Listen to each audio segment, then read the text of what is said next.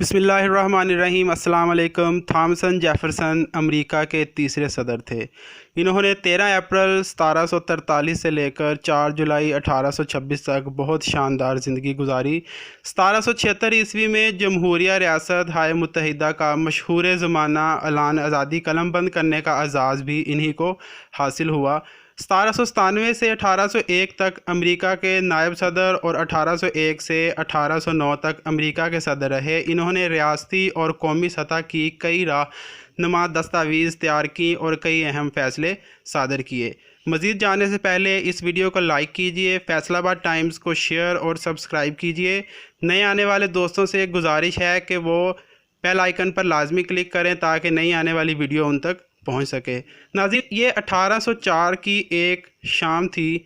Thomas Jefferson ने Bible के 2 नुस्खों की काट छांट करके एक तीसरी बाइबल तैयार कर ली। जेफरसन ने अपनी इस बाइबल का नाम the philosophy of Jesus of Nazareth रखा और उन्होंने इस किताब की जिल्द बनवा ली थी, मगर उसे कभी शाया नहीं किया। सिर्फ चंद करीबी दोस्त ये बात जानते थे।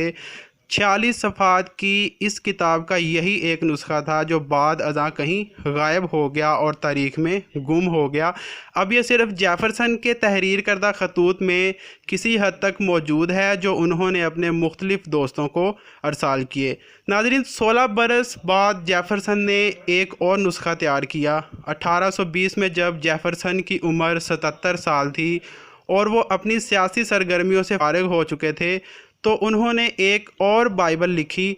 इस बाइबल को उसने the life and morals of Jesus of Nazareth का नाम दिया। नाज़रीन, याद रहे कि ये बाइबल उन्होंने मुख्तलिफ़ ज़बानों में लिखी। मुख्तलिफ़ ज़बानों की 6 बाइबल्स उन्होंने ख़रीदी और इस वर्जन को तैयार किया। वाज़ह रहे कि नासरा यानी कि नाज़रेथ इसराइल के जनूबी ज़िला का सबसे बड़ा शहर है। बताया जाता है कि यहाँ ईसा अलैहिस्सलाम का बचपन गुजरा था और इस निस्बत से आपको ईसाई दुनिया में यसू नासरा भी कहा जाता है। कहा जाता है कि जेफरसन ने 1808 में अपने एक दोस्त बरतानवी साइंसदान जोसेफ प्रेस्ले को एक ख़त लिखा जिसमें उन्होंने प्रेस्ले को तरगीब दी कि वो बाइबल से अख़ज़ करके एक किताब यसू के इखलाकी किरदार के हवाले से लिखे। मगर हुआ यूँ कि प्रेस्ले उसके एक हफ़्ते बाद ही फ़ौत हो गया। तब खुद जेफरसन ने बाइबल के 2 नुस्खों की मदद से अपनी नई बाइबल इसी मौजू को सामने रखते हुए तैयार की। थॉमसन जेफरसन की बाइबल में हज़रत ईसा अलैहिस्सलाम को बाहैसियत एक इंसान और बैतौर अखलाकियात के उस्ताद नुमाया किया गया था। एक ऐसा उस्ताद जिसकी सच्चाई मौजज़ात और किसी किस्म की माफूकुल फितरत ताकत की मदद के बग़ैर साबित की गई थी। जेफरसन ने अहदनामा जदीद के इन हिस्सों की काट छांट शुरू की और जो इनके ख़्याल में गैर ज़रूरी थी। इस बाइबल में सिर्फ यसू पर ज़ोर दिया गया था, उनके रूहानी अमूर का कोई तज़किरा नहीं था।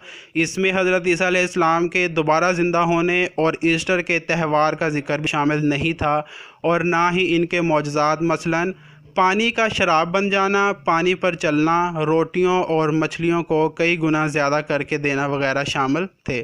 थॉमसन ने पौलुस को ईसा अलैहिस्सलाम की तालीमात पर सबसे पहला तारीफ़ करने वाला करार दिया। थॉमसन जेफरसन ने तसलीस के तस्वर को अपने आप को ईसा अलैहिस्सलाम का पादरी कहने वाले धोखेबाजों का महज जादू मंतर ला यानी बोल के तौर पर मुस्तरद कर दिया।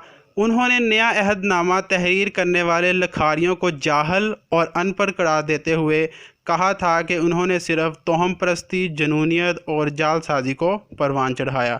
जेफरसन के मुताबिक ईसाई मज़हब रहनुमाओं ने मज़हब को महज दौलत और ताकत हासिल करने की चाल के तौर पर इस्तेमाल किया। मज़ीद लिखते हैं कि हर मुल्क और हर ज़माने में पादरी आज़ादी के दुश्मन रहे।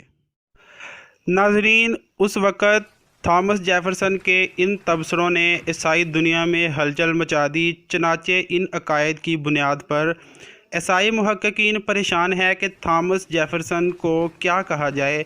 वर्ल्ड मैन ने थॉमस को عیسائی مخالف، یہود کا حامی اور مذہب مخالف مگر خدا کے وجود کا حامی قرار دیتے ہوئے لکھا ہے کہ وہ قرآنہ تقلید کا مخالف اور دلیل کی بنیاد پر عقیدہ رکھنے کا قائل تھا۔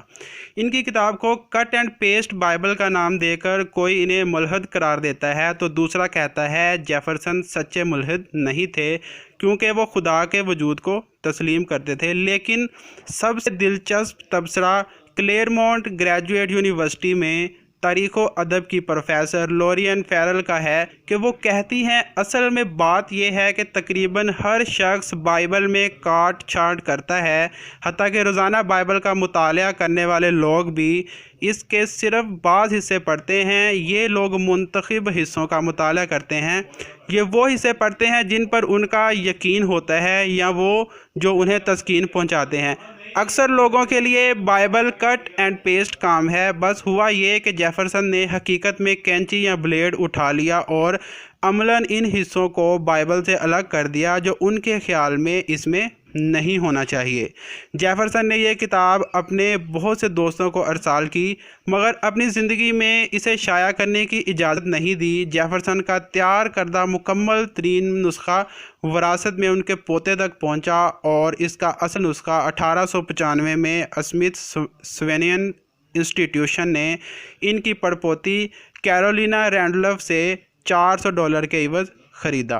اس کے بعد یہ بائبل 1904 میں شائع ہوئی اور دوسرے سال 1950 تک شائع ہوتی رہی۔ اس سارے قصے کو دیکھتے ہوئے ناظرین ذہن میں سوال اٹھتے ہیں کہ ایک عیسائی کے دل میں کیوں کر اپنے مذہب کے بارے میں شبہات پیدا ہوئے؟ ایسے ماحول میں جہاں تثلیث کا عقیدہ ہر شخص کی گٹی میں پڑا ہوا، کوئی ذہن کیوں کر عیسیٰ علیہ السلام کی بشریت کا قائل ہوا؟ کیا چند مخصوص عقائد کے حوالے سے تھامسن کے دل و دماغ میں مچی ہلچل کسی خارجی عامل کے سبب تھی؟ اگر ہاں تو وہ خارجی اسباب کیا تھے؟ چند باتوں کے جواب ہم ایک اور تاریخی واقعے میں تلاش کرنے کی کوشش کریں گے۔ اگرچہ خود عیسائی دنیا خصوصاً امریکہ میں ان کے اعلانیہ عقائد کے متعلق سوال اٹھایا جاتا ہے کہ وہ عیسائی تھے یا یہودی، لیکن یہ سوال